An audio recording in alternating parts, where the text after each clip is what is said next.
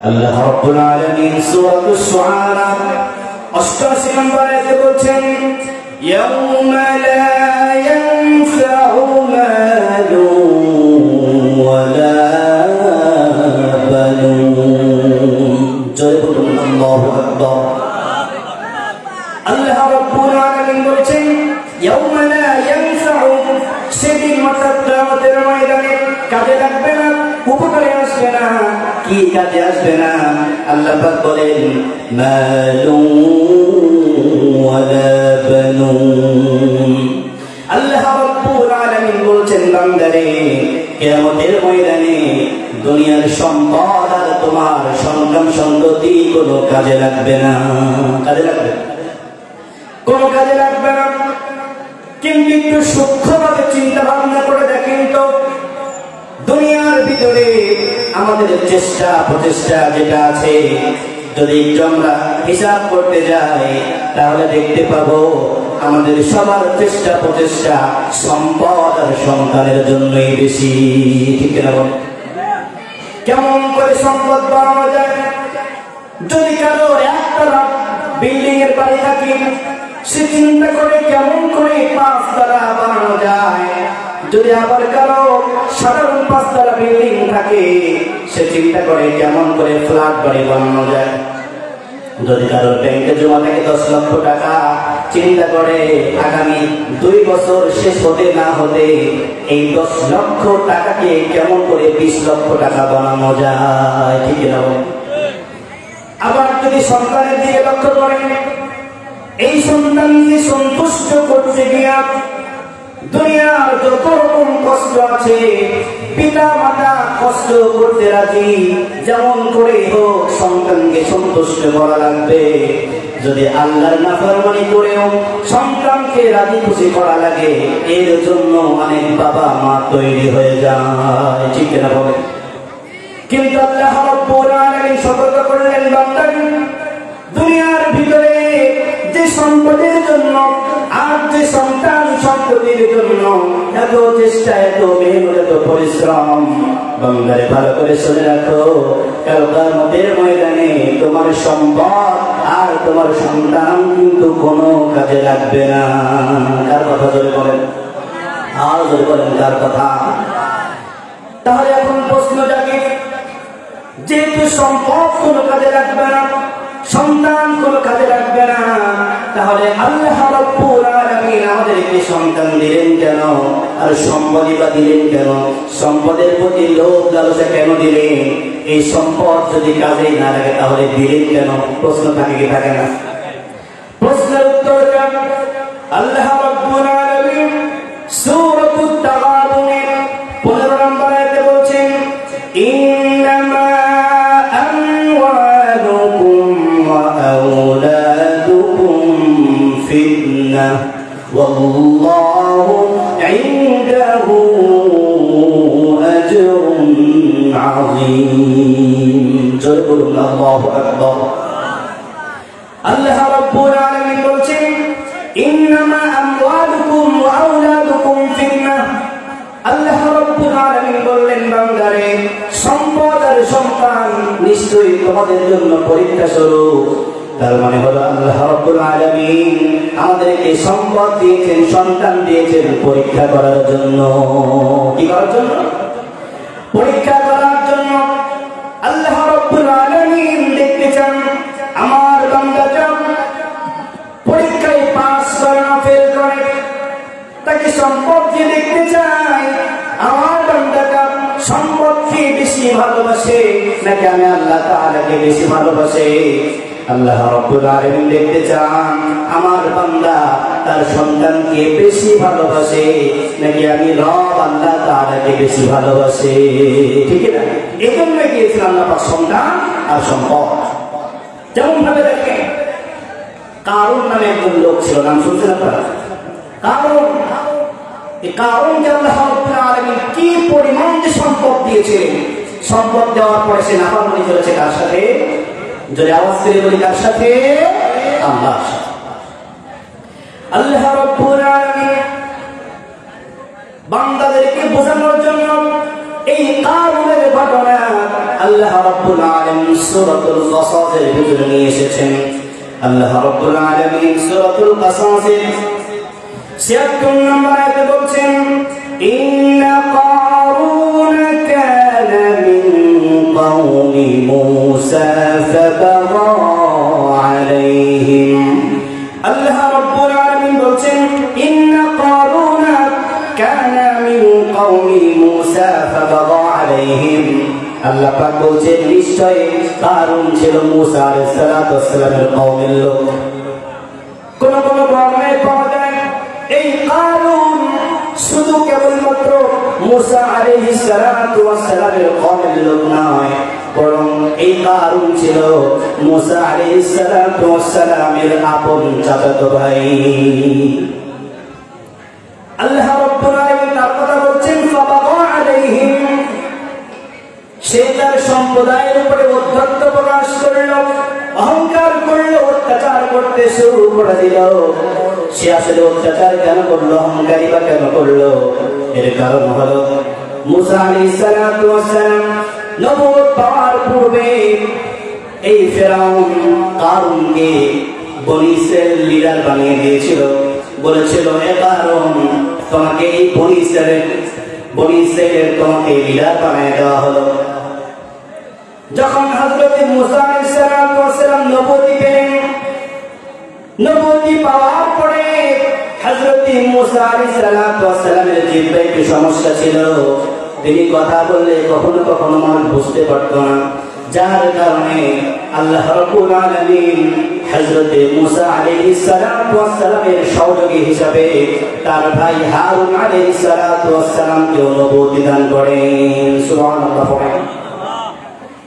এবার হযরত মূসা আলাইহিস সালাতু ওয়াস সালাম যখন কারুনকে বললেন, কারুন, আল্লাহর প্রতি ঈমান আনো, এক আল্লাহর প্রতি বিশ্বাস করো।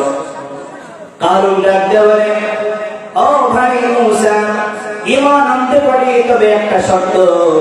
শর্তটা হলো, যেমন করে তোমার ভাই হারুনকে আল্লাহ রাব্বুল আলামিন তোমার সহযোগী বানিয়েছে, তাতে একটা পদ দেওয়া হয়েছে। ও মূসা, যদি আমাকে আল্লাহর পক্ষ থেকে একটা পদ দেওয়া হয়, তাহলে আমিও মুসলমান হয়ে যাব। কিন্তু আল্লাহ রাব্বুল আলামিন এটা পছন্দ করেন নাই। তিনি এটা পছন্দ করেন নাই যে কারুন কোন পদ পাক। আল্লাহ রাব্বুল আলামিন এটা বরদাস্ত করলেন না। মূসা আলাইহিস সালাম ফিরিয়ে দিলেন যে না, এটা আল্লাহর পক্ষ থেকে কোনো অনুমতি নেই। যদি আল্লাহর প্রতি বিশ্বাস থেকেই থাকে, যদি জাহান্নাম থেকে বাঁচতে চাও, তাহলে তুমি আল্লাহর প্রতি ঈমানে তুমি ঈমানদার হয়ে যাও। কিন্তু কারুন মানল না। কারুন চিন্তা করল, যদি আমি ঈমানদার হয়ে যাই তাহলে নেতৃত্ব থাকবে না, নেতা হওয়া যাবে না, নেতৃত্ব ছাড়া যাবে না, নেতার আসনটা ছাড়া যাবে না, বরং আমি যেমন আছি এমনিতেই ভালো আছি। যদি আমাকে পদ দেওয়া হয় ঈমানদার হব, পদ না পেলে ঈমানদার হওয়া যাবে না। নাউযুবিল্লাহ বলেন। যখন তাকে কোনো পদ দেওয়া হলো না, এবার কারুন তার যে সম্প্রদায় ছিল, তার যে জাতি ছিল, জাতির উপরে অত্যাচার করতে শুরু করে দিল। আল্লাহ রাব্বুল আলামিন আরেকটা উদাহরণ দেন যে, শোনো শোনো, এই কারুন তার সম্প্রদায়ের উপরে কেন অত্যাচার করতে শুরু করেছিল, তার আরেকটা কারণ হতে পারে। সেই কারণটা হচ্ছে আল্লাহ রাব্বুল আলামিন পরামর্শে বলেন, ওয়া আতাইনাহু মিনাল কুনুজি মা ইন্না মাফাতিহাহু লাতানুবু বিল উসবাতি উলিল কুওয়া। আল্লাহ রাব্বুল আলামিন বলেন, আমি কারুনকে এত পরিমাণ সম্পদ দিয়েছিলাম যে ওই সম্পদে, ওই ভান্ডারে চাবি বহন করতে ওই সময়ের একদল শক্তিশালী লোকের পক্ষে বহন করা কষ্টসাধ্য ছিল। চিন্তা কর কি পরিমাণ সম্পদ ছিল। ওই সম্পদগুলো রাখার জন্য যে গোডাউন ছিল, ওই গোডাউনের যে চাবি, ওই চাবিগুলো বহন করতে একদল শক্তিশালী লোক। এই বাংলাদেশের মতো এরকম মানে চাপা নাই, শরীরে শক্তি নাই, এরকম না, ওই যুগের লোক ওই দুটি লোকের কথা বলা হচ্ছে, একদল শক্তিশালী লোকের পক্ষে ওই চাবি বহন করা কষ্টসাধ্য ছিল। আল্লাহু আকবার। হাদিসের মধ্যে পাওয়া যায় 40টা উট তার চাবি বহন করতে। কতগুলা? 40টা উট, মানে হচ্ছে আমাদের সমাজের 40টা ট্রাক। বড় বড় ট্রাক আছে না, এই 40টা ট্রাক লাগতো তার চাবি বহন করতে। তাহলে এবার চিন্তা করেন তার সম্পদ কি পরিমাণ ছিল। এই সম্পদের কারণে কারণ তার সম্প্রদায়ের উপরে অত্যাচার করতে শুরু করে দিয়েছিল। কারণ মানুষের যখন টাকা পয়সা হয়ে যায় তখন সে আর মানুষকে মানুষ মনে করে না। এরকম লোক আমাদের সমাজে আছে না নাই? এটা আওয়াজ করে বলে আছে না? একটা সময় ছিল দিনে সকালবেলা নুন আনতে কমটা পড়া যেত, টাকা ছিল না, মানুষের বাড়িতে বাড়িতে কাজ করতো, কিন্তু হঠাৎ করে কিছুটা টাকা পয়সার মালিক হয়েছে, তার ভাবখানা এমন যে মনে হয় দেশের প্রধানমন্ত্রী হয়েছে। ঠিক না বলে? তার নিচু পর্যায়ের যে লোক আছে তাদেরকে দেখলে সে নাক শিক্ষায়, তাদেরকে দেখলে অহংকারে তার দেমাগে পা যেন মাটিতেই পড়তে চায় না। এরকম লোক আছে না নাই?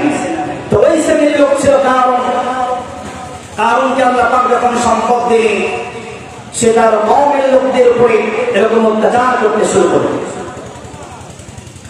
এই কারণ যখন তার সম্পদের লোকের উপরে অত্যাচার করতে শুরু করে দিল, তার সম্পদের লোকেরা তাকে ডাক দিয়ে বলল, إذ قال له قومه لا تفرح إن الله لا يحب الفرحين جل الله أكبر الله رب العالمين বলছেন إذ قال له قومه لا تفرح তার কওমের লোকেরা কারণকে ডাক দিয়ে বলল, কারণ দম্ভ করো না, অহংকার করো না, ইন্নাল্লাহা লা ইউহিব্বুল ফারিহিন, কারণ আল্লাহ পাক দম্ভকারী অহংকারকারীকে পছন্দ করেন না।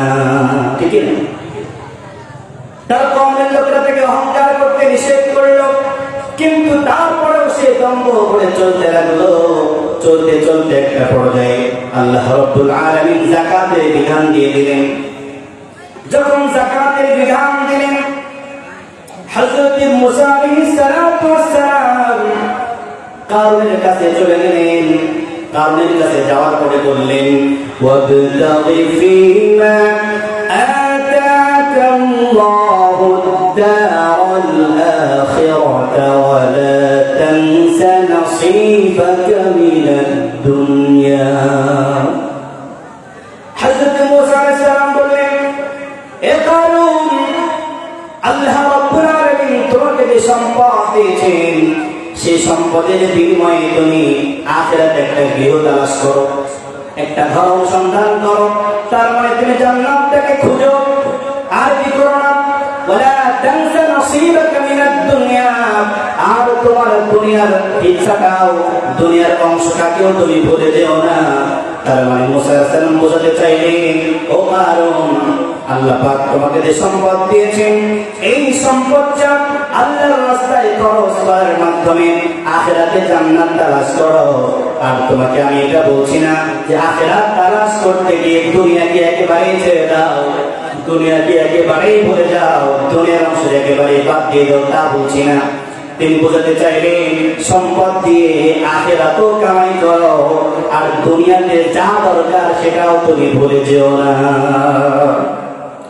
এরপরে মুসা আলাইহিস সালাম বললেন, ওয়া আহসিন কামা আহসানাল্লাহু ইলাইকা ওয়া লা তাবগিল ফাসাদা ফিল আরদ।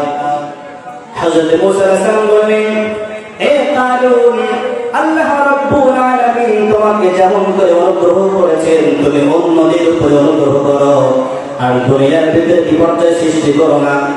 কারণ ইন্নাল্লাহা লা ইউহিব্বুল মুফসিদিন।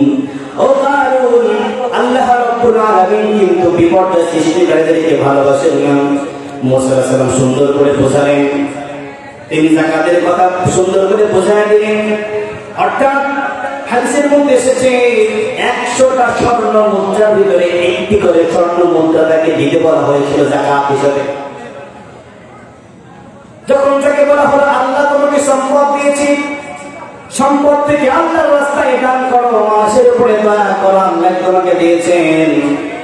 যখন সে বলল আল্লাহ তোমাকে দিয়েছেন, এবার কারণ আল্লাহর সঙ্গে নাফরমানি করে বসলো।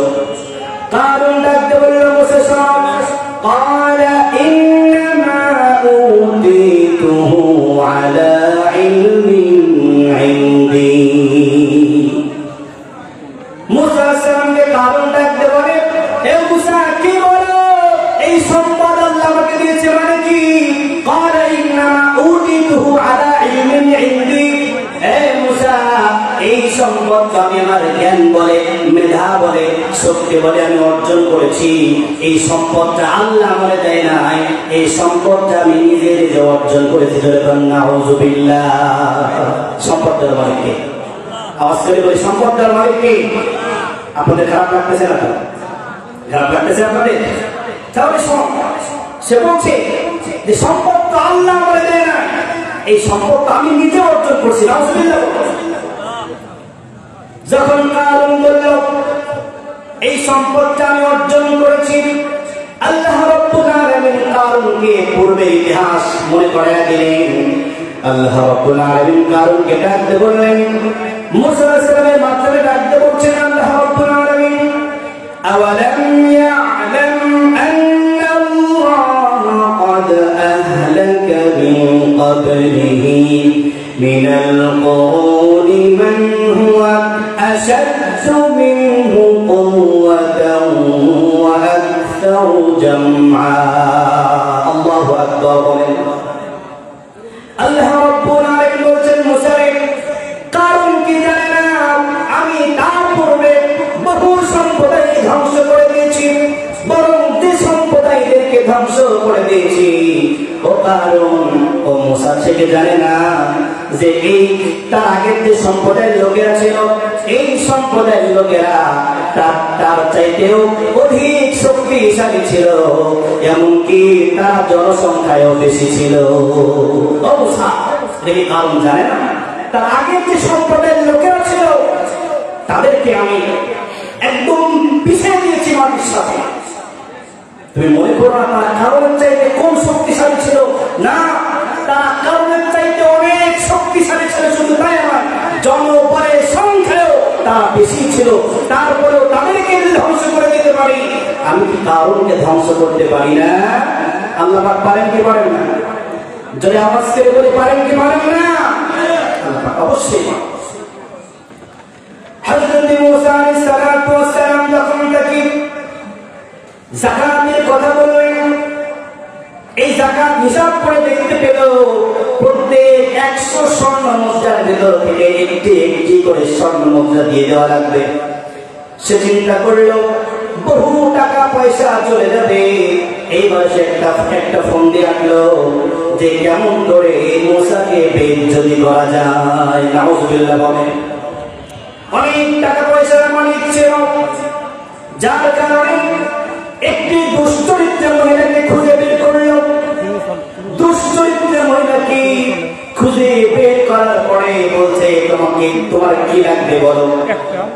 টাকা পয়সা, সোনা দানা, হীরা জহরত যা লাগবে সব দেব, প্রয়োজনে তোমার মাথা থেকে পা পর্যন্ত তোমাকে সাজায় দিব, যা লাগবে সব দেব, কিন্তু একটা শর্ত হলো এই যে আমার ভাই মুসা আছে, তুমি তার বিরুদ্ধে নালিশ করবা যে সে তোমার সঙ্গে জিনা করেছে। বরং নাউযুবিল্লাহ।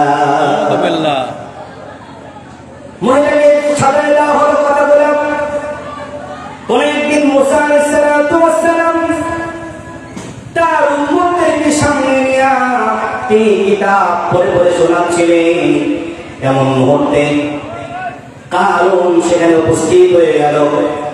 কারণ মুসা আলাইহিস সালামকে ডাকতে বলতেছে, মুসা আলাইহিস সালামকে ডাকতে বলছে, ও মুসা, তোমার কাছে একটা জিনিস জানতে চাই। অত্যন্ত আদরের সাথে, মহব্বতের সাথে সেদিন জিজ্ঞেস করছে। মনে হচ্ছে যেন মুসাকে অনেক ভক্তি করে, অনেক মহব্বত করে। ডাকতে বলে, মুসা, একটি কথা জানতে চাই, বলো তো দেখি, যদি আমাদের সমাজে কেউ জিনা করে তাহলে আল্লাহর আইনে আসলে শাস্তিটা কি হবে আমাকে বলো। মুসা আলাইহিস সালাম ডাক দিয়ে বললেন, যদি আমাদের সমাজে কেউ জিনা করে তাহলে তার শাস্তি হলো তাকে রজম করে হত্যা করে দুনিয়া থেকে বিদায় করে দেওয়া হবে। এটাই হচ্ছে তার শাস্তি। কারণ মনে মনে হাসি আর বলে, দাঁড়াও বাসা, কি পর্দায় তোমাকে নিয়ে আসি দেখো। ডাকতে বলছে, মুসা রে, এই অপরাধটা যদি সমাজের কেউ গণ্যমান্য ব্যক্তি করে ফেলে তার বেলায় কি একই হুকুম নাকি? ডাকতে বলে, হ্যাঁ, পৃথিবীর বুকে যে ব্যক্তিটা এই অপরাধ করে ফেলবে, জিনা করে ফেলবে, যদি সে বিবাহিত হয় তাহলে তার একমাত্র শাস্তি হলো রজম করে তাকে পৃথিবী থেকে বিদায় করে দেওয়া হবে। এইবার কারণ সাহস পেয়ে গেল, ডাকতে বলে, মুসা, এই কাজটা যদি তুমি নিজেও করো তাহলে শাস্তি কি হবে? মুসা আলাইহিস সালাম রাখতে শুরু করেছেন মাত্র, ডাকতে বলে, কারণ কি বলো, আমি কেন জিনা করতে যাব? ডাকতে বলে, মুসা একটু বলো না, যদি তুমিও জিনা করে ফেলো কখনো তাহলে তোমার শাস্তি কি হবে?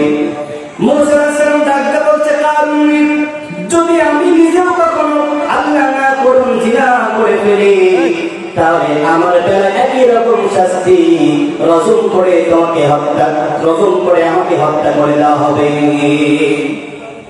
কারণ ডাকতে বলে, মুসা, আমার কাছে একজন নালিশ করেছে তুমি নাকি ওই মহিলার সঙ্গে জিনা করেছ।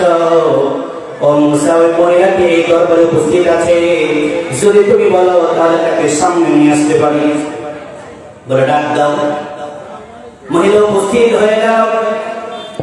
মহিলা যখন উপস্থিত হল, মুসা আলাইহিস সালামের চোখের দিকে তাকিয়েছে। সে বলতেই যাবে জিনা করেছে, কিন্তু আসলে বলেন তো হৃদয়টাকে নিয়ন্ত্রণ করার মালিক কে? হৃদয়কে নিয়ন্ত্রণ করার মালিক কে? মহিলা বলতেই যাবে আমি জিনা করেছে, কিন্তু আল্লাহ রাব্বুল আলামিন এই মহিলার অন্তরটাকে ঘোরা দিলেন। এবার মহিলা মুসা আলাইহিস সালামের দিকে তাকিয়েছেন।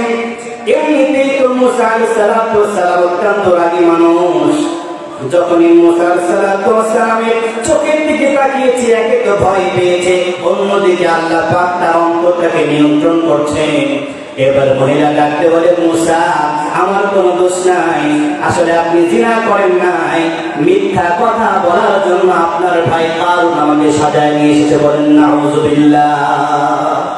মুসা আলাইহিস সালাম আরো খেপে গেলেন, বলে কি মুখটা? ফেরাউনের উপরে যে পরিমাণ ওই সময় খেপা ছিলেন না, চাচাতো ভাই কারুনের উপরে তার চাইতে ডাবল খেপে গেলেন। মুসা আলাইহিস সালামের রাগ ছিল এমন, যখন তিনি রেগে যেতেন তার মাথার চুলগুলা পাকে ভেদ করে উঠে যেত। আল্লাহু আকবার বলে। কি পরিমাণ তার রাগ ছিল! সে মুসা আলাইহিস সালামের বিরুদ্ধে যখন অপবাদ দিল, যখন সত্য প্রমাণ হয়ে গেল মুসা আলাইহিস সালাম জিনা করেন নাই, মুসা আলাইহিস সালাম সরাসরি আল্লাহর সিজদায় পড়ে গিয়েছেন। সুবহানাল্লাহ। তো জিকির করি, লা ইলাহা ইল্লাল্লাহ, লা ইলাহা।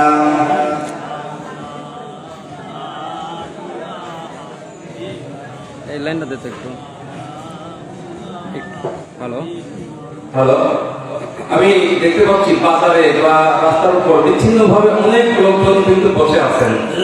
আমরা এটা জানি যে যেখানে কোরআন হাদিসের আলোচনা হয় সেটা জান্নাতের বাগান।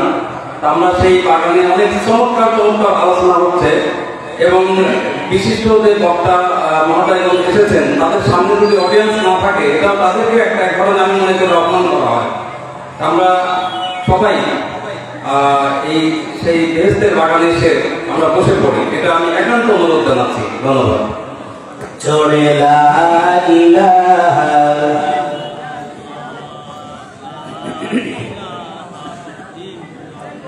লা ইলাহা ইল্লাল্লাহ মুহাম্মাদুর রাসূলুল্লাহ সাল্লাল্লাহু আলাইহি ওয়াসাল্লাম।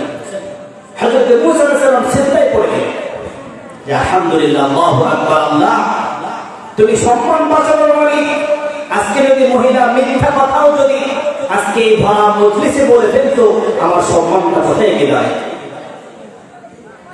হযরত মুসা আলাইহিস সালাম সিজদার ভিতরে যেমন করে আল্লাহ পাকের প্রশংসা করলেন, ঠিক আবার তেমন করে তিনি আল্লাহর কাছে বললেন, আল্লাহ, যে কারণ আমার নামে এত বড় অপবাদ দিল, আল্লাহ তাআলা তুমি কারুনকে তার সম্পদ সহকারে ধ্বংস করে দাও। আল্লাহ রাব্বুল আলামিন মুসা আলাইহিস সালামকে ডাকতে বললেন, মুসা, এই জমিনকে তোমার তাবেঈ করে দেওয়া হলো, এই জমিনকে তুমি যা বলবা জমিন তোমার কথা শুনবে। বলেন সুবহানাল্লাহ। হযরত মুসা আলাইহিস সালাম পাওয়ার পেয়ে গেলেন, জমিনকে ডাকতে বললেন, ও জমিন, তাড়াতাড়ি করে কারুনকে ধর। কথাটা বলার সাথে সাথে কারুন দাঁড়িয়েছিল, তার হাঁটু পর্যন্ত গেড়ে গেল। যখন সে মাটির নিচে দাঁড়িয়েছিল, কারুন ডাকতে বলে, ও মুসা, বহু তোমার জাদু দেখেছি, তুমি হাতের লাঠি ফেলে দিয়ে সাপ বানিয়েছো, কত কত জাদু দেখিয়েছো। ও মুসা, এটাও মনে হয় তোমার নতুন কোন চাল। মুসা, যতই তুমি জাদু দেখাও কোনো কাজ হবে না, এক পয়সাও আমি আল্লাহর রাস্তায় দান করবো না। নাউযুবিল্লাহ। হযরত মুসা আলাইহিস সালাম আরো ডেকে গেলেন, ডাকতে বললেন, জমিন শুধু কারুনকে নয়, কারুনের সাথে তার সম্পদ যা কিছু আছে সব সম্পদ সহকারে তাকে মাটির নিচে নিয়ে যা। তার বুক পর্যন্ত গেড়ে গেল। দ্বিতীয়বার বলার পরে এইবার কারুন হাসতেছিল, হাসা মুখটা নিমিষের ভিতরে মুখের হাসি পড়ে গেল, তার মুখটা কালো হয়ে গেল, তার চেহারার ভিতরে ভয় দেখা দিল। ডাকতে বলছে, মুসা, বুঝতে পেরেছি তুমি সিরিয়াস। ও মুসা, আমার ভুল হয়েছে, ক্ষমা করে দাও, আমি জীবনে আর কোনোদিন তোমার নামে বদনাম করব না। ও মুসা, আমার যত সম্পদ আছে সব সম্পদ তুমি নিয়ে যাও, তারপরে ওরে মুসা তুমি আমাকে মাটির নিচে পুঁতে দিও না। বর্ণনার মধ্যে পাওয়া যায় আল্লাহ রাব্বুল আলামিন পরবর্তীতে মুসা আলাইহিস সালামকে বলেছিলেন, ও মুসা, যে মুহূর্তে কারুন মাটির নিচে দাঁড়াতেছিল, যখন সে বুক পর্যন্ত গেড়ে গিয়েছিল, ওই মুহূর্তে মুসা, তোমার কাছে ক্ষমা না চেয়ে একবার যদি আমাকে আল্লাহ বলে ডাক দিত, আর যদি বলতো, আল্লাহ, আমার জীবনের গুনাহগুলিকে ক্ষমা করে দাও, জীবনে আর নাফরমানি করব না, মুসা রে, আমি সাথে সাথে কারুনকে মাফ করে দিলাম। আল্লাহু আকবার। কি পরিমাণ দয়ার মালিক আমার আল্লাহ। আল্লাহু আকবার বলে বলো। আল্লাহ পাক বলেন, মুসা, কারণ যদি তোমার কাছে ক্ষমা না চাই, আমার কাছে ক্ষমা চাইতো, আমি তার জীবনের গুনাহগুলোকে মাফ করে দিতাম। সুবহানাল্লাহ। তার বুক পর্যন্ত গালার পরে কারণ যখন মাফ চাইতেছিল যে মুসা মাফ করে দাও, হযরত মুসা আলাইহিস সালাম মাফ করলেন না, বরং জমিনকে আবার হুকুম দিলেন, জমিন রে, তাকে সহ তার সম্পদ সহ মাটির গভীরে নিয়ে যা। আল্লাহু আকবার বলেন। কথাটা বলার সাথে সাথে কারুন মাটির নিচে দাঁড়াতেছিল। হাদিসের মধ্যে এসেছে, শুধুমাত্র ওই সময় নয়, এই যে আমরা এখন বসে আছি, এখন পর্যন্ত কারুন প্রত্যেক দিন তার হাতের 3.5 হাত করে মাটির নিচে দাঁড়াতেছে। কিয়ামত পর্যন্ত কত গভীরে যাবে আল্লাহ ছাড়া কেউ জানে না। ঠিক আছে? আল্লাহ রাব্বুল আলামিন তার মাটির নিচে যাওয়ার কথাটা কোরআন কারীমের মধ্যে তুলে ধরেছেন। আল্লাহ রাব্বুল আলামিন সূরাতুল কাসাসের 81 নম্বর আয়াতে বলছেন, فخسفنا به وبداره الأرض فما كان له من فئة ينصرونه من دون الله। الله أكبر বলেন। আল্লাহ রাব্বুল আলামিন বলছেন, فخسفنا به وبداره الأرض, আল্লাহ রাব্বুল আলামিন বলেন যে তার সম্পদ এবং তাকে সহ জড়িয়ে নিজে ধসায় দিলাম। কার কথা ধরে বলেন? আল্লাহ রাব্বুল আলামিন বলছেন তাকে সহ তার সম্পদ সহ জড়িয়ে নিজে ধসায় দিলাম। তাকে ওই মুহূর্তে আল্লাহ তাআলা ব্যতীত পৃথিবীর বুকে এমন কোন দল ছিল না যে কারুনকে সাহায্য করতে পারে। কেউ ছিল? তার মানে এই আয়াত থেকে বোঝা যায় যে আল্লাহ পাক বলছেন একমাত্র আল্লাহ ব্যতীত ওই সময় এমন কোন দল ছিল না যে তাকে সাহায্য করতে পারে। তার মানে সেখানে আল্লাহর কাছে সাহায্য চাইতো, আল্লাহ পাক তাকে মাফ করে দিতেন। সুবহানাল্লাহ। এজন্য হাজারো গুনাহ যদি আমাদের দ্বারা হয়ে যায়, ক্ষমা চাইবো কার কাছে? যে আওয়াজ করে বলে ক্ষমা চাইবো কার কাছে? আল্লাহর কাছে। তো জিকির করি লা ইলাহা ইল্লাল্লাহ, لا إله إلا الله محمد رسول الله صلى الله عليه وسلم। তাহলে আল্লাহ পাক বলেন ইয়াউমা লা ইয়ানফাউ মালু ওয়ালা বানুন, সম্পদ কোনো কাজে আসবে না, আখিরাতেও কাজে আসবে না, দুনিয়াতেও কাজে আসবে না। দুনিয়াতে যদি সম্পদ কাজে আসতো, কারণ তার সম্পদ দিয়ে বেঁচে যেত, ঠিক না? বাস্তব না? এত পরিমাণ সম্পদ ছিল, যদি সম্পদ দিয়ে বাঁচার কোনো সম্ভাবনা থাকতো তাহলে কারণ বাঁচতে পারতো, ঠিক না? কিন্তু কারণ কি বাঁচতে পারছে? একটু কথার আওয়াজ দেন মেহেরবানি করে। কারণ কি বাঁচতে পারছে? আসলে বাঁচতে পারেনি। বর্তমানে কিছু মানুষ পাওয়া যায় যে মানুষগুলা টাকার অহংকারে আল্লাহর নাফরমানি করে। আছে না নেই? আছে ভাই। মাইক তো ঠিকই ছিল, মাইক ঠিক ছিল, সাউন্ড কমে গেল তো। ঠিক করে, ঠিক করে। তাহলে কারণ যেহেতু সম্পদ দিয়ে বাঁচতে পারেনি, তাহলে পৃথিবীর বুকে এখন যারা সম্পদ করছে, সম্পদের অহংকারে মানুষকে মানুষ মনে করে না, মানুষকে জানোয়ার মনে করে, টাকার অহংকারে আল্লাহর নাফরমানি করে, ওরা কি দুনিয়া এবং আখিরাতে সম্পদ দিয়ে বাঁচতে পারবে? বাঁচতে পারবে না। সম্পদ অর্জন করতে গিয়ে হালালও দেখে না, হারামও দেখে না, এমন লোক আছে না নাই? জোরে বলেন আছে না নাই? হালাল হারাম না মানিয়া কত টাকা করছো কামাই, এত টাকা রাখবা কোথায়? কাপড়ের তো পকেটে নাই, ঠিক না বলে? কাপড়ের পকেট আছে। হাজার সম্পদ যদি আপনি অর্জন করেন, ওই সম্পদ দিয়ে কবরে যেতে পারবেন? হালাল হারাম না মানিয়া কত টাকা করছো কামাই, এত টাকা রাখবা কোথায়? কাপড়ের তো পকেটে নাই। হালাল হারাম না মানিয়া কত টাকা করছো কামাই, এত টাকা রাখবা কোথায়? কাপড়ের তো পকেটে নাই।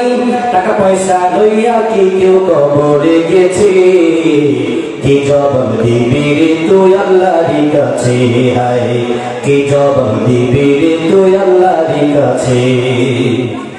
দুনিয়াবি মোহে পড়ে খোদাকে গেছো ভুলিয়া, জানো কি কবে কখন ছাড়তে হবে এই দুনিয়া? জানেন কি? জানেন? দুনিয়াবি মোহে পড়ে খোদাকে গেছো ভুলিয়া, জানো কি কবে কখন ছাড়তে হবে এই দুনিয়া?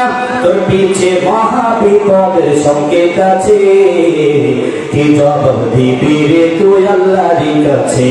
হায় কি জবাব দিবি রে তুই আল্লাহর কাছে? রাত দিনে দৌড়াদৌড়ি বিশ্রামের সুযোগটা নাই, নামাজ রোজা দূরের কথা আল্লাহর নামটাও মুখে নাই। আছে না নাই? বলেন আছে না নাই? রাত দিনে দৌড়াদৌড়ি বিশ্রামের সুযোগটা নাই, নামাজ রোজা দূরের কথা আল্লাহর নামটাও মুখে নাই। মরণকালে টাকা কি কারো সঙ্গে লেগেছে? মরণকালে টাকা কি কারো সঙ্গে লেগেছে? কি জবাব দিবি রে তুই আল্লাহর কাছে? হায় কি জবাব দিবি রে তুই আল্লাহর কাছে?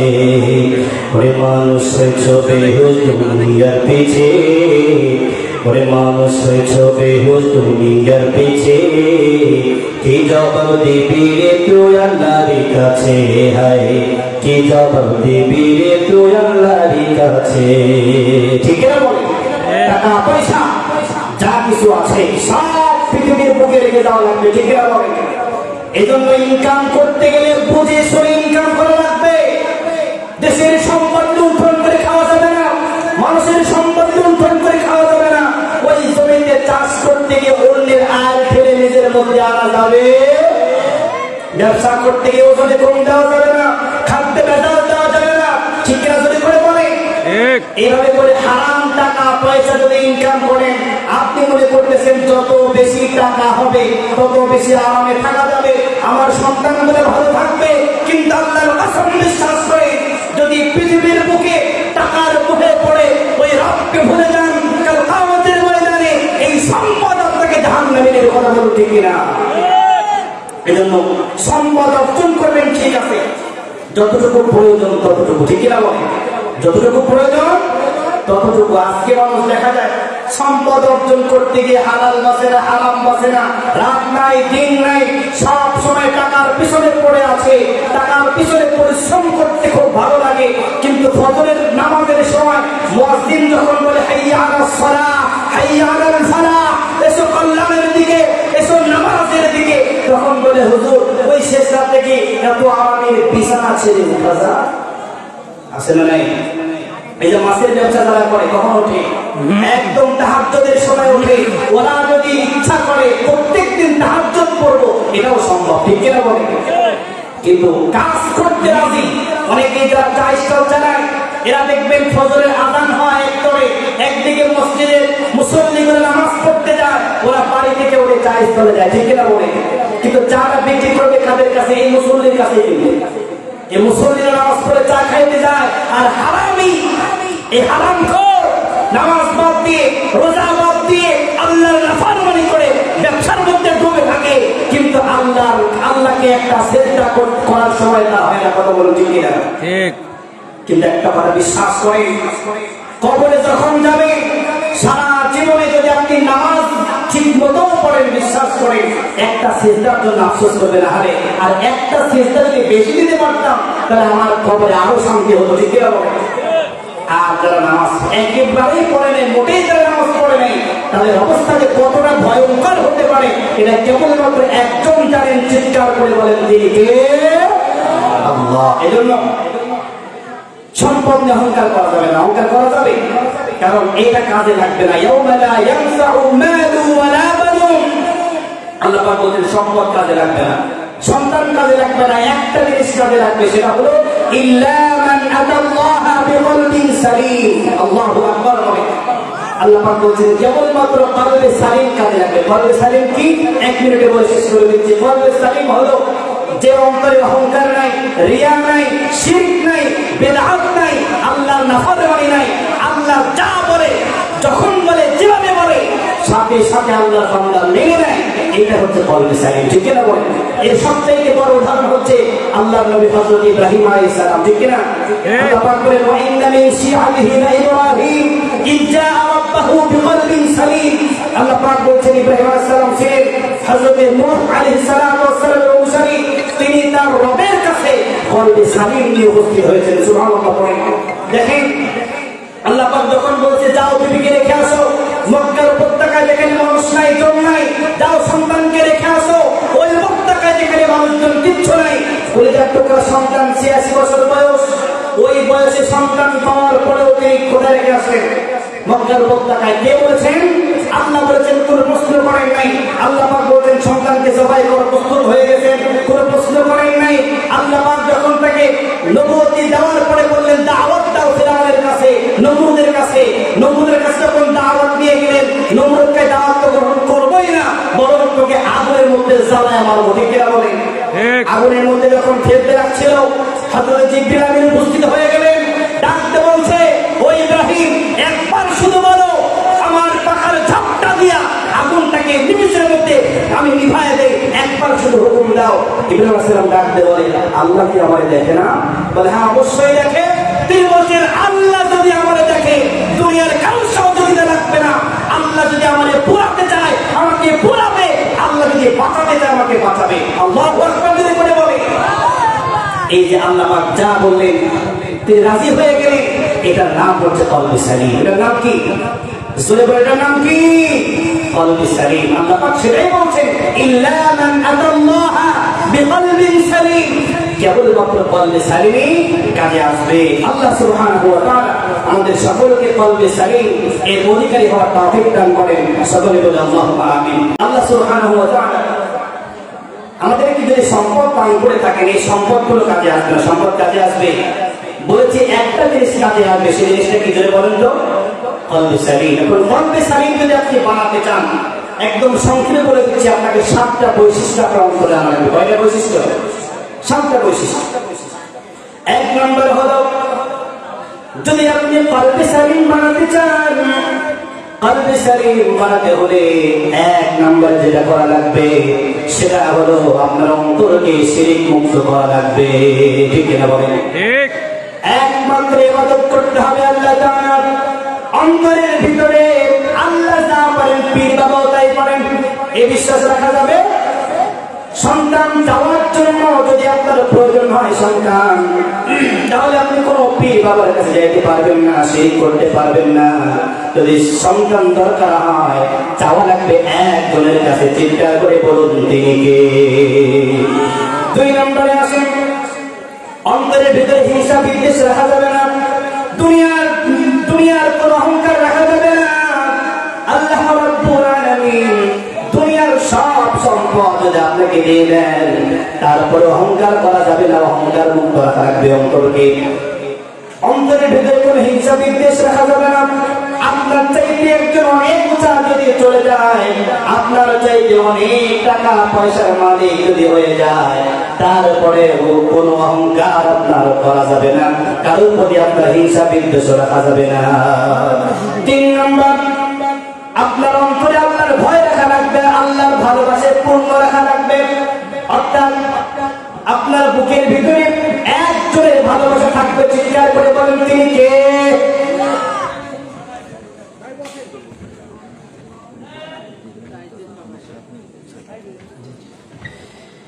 তাহলে এই অন্তরটাকে আল্লাহর ভালোবাসায় পরিপূর্ণ রাখা লাগবে। এই অন্তরে অন্য কারো ভালোবাসা রাখা যাবে না। দুনিয়ার কাউকে যদি ভালোবাসেন, সেটাও ভালোবাসা লাগবে একমাত্র আল্লাহর জন্য। কার জন্য যদি বলেন? সংক্ষেপে বলে দিচ্ছি, 4 নম্বর, মানুষের প্রতি সহানুভূতিশীল হওয়া লাগবে, বিনয়ী হওয়া লাগবে। মানুষকে দেখে নাক শিটকানো যাবে না, মানুষের সাথে অহংকার করে চলা যাবে না। আপনাকে বিনয়ী হওয়া লাগবে, অহংকার করা যাবে না, কারোর সঙ্গে খারাপ আচরণ করা যাবে না। 5 নম্বর, যদি দুনিয়ায় চলতে গিয়ে কখনো যদি আপনার দ্বারা গুনাহ হয়ে যায়, পাপ কাজ হয়ে যায়, সাথে সাথে যদি আপনি মুমিন হন, আর যদি কলবে সালিমের অধিকারী হতে চান, যদি কখনো নফসের ওয়াসওয়াসায়, শয়তানের ওয়াসওয়াসায় যদি কোনো গুনাহ হয়ে যায়, সাথে সাথে আপনার তওবা করা লাগবে। ঠিক না বলেন? ঠিক আছে। 6 নম্বর হলো, আল্লাহ রাব্বুল আলামিন আপনাকে যে রিজিক দিয়েছেন, ওই রিজিক নিয়ে আপনাকে সন্তুষ্ট থাকা লাগবে। রিজিকের নাম শুধু টাকা পয়সা নয়। রিজিক বলতে আল্লাহ পাক আপনাকে যেমন জীবন যাপন দিয়েছেন, জীবন সঙ্গী দিয়েছেন, সন্তানাদি দিয়েছেন, যা কিছু দিয়েছেন আল্লাহ পাক যেমন দিয়েছেন তেমনই সন্তুষ্ট থাকা লাগবে। আল্লাহর প্রতি কোনো অভিযোগ রাখা যাবে না। 7 নম্বর, কিয়ামতের চিন্তায় হৃদয়কে নরম করে রাখা লাগবে। কিয়ামতের চিন্তা ভোলা যাবে না। দুনিয়াতে যে কাজ করেন না কেন, ওই কাজ করার আগে 100 বার ভাবা লাগবে, এই কাজটা যে করতে যাচ্ছি, এই কাজের হিসাব একদিন না একদিন আল্লাহর কাজ করে অবশ্যই দেওয়া লাগবে। ঠিক না? এই 7টা পয়েন্ট, এই 7টা জিনিস যদি আপনি আপনার অন্তরে গেঁথে নিতে পারেন, এই 7টা গুণ যদি আপনি আপনার অন্তরটা বানাতে পারেন, 7টা গুণের গুণান্বিত হতে পারেন, তাহলেই কেবলমাত্র আপনি কলবে সালিমের অধিকারী হতে পারবেন। আল্লাহ সুবহানাহু ওয়া তাআলা আমাদের সকলকে কলবে সালিম ওয়ালা দিল আমাদেরকে দান করেন, কলবে সালিমের অধিকারী হওয়ার তৌফিক দান করেন।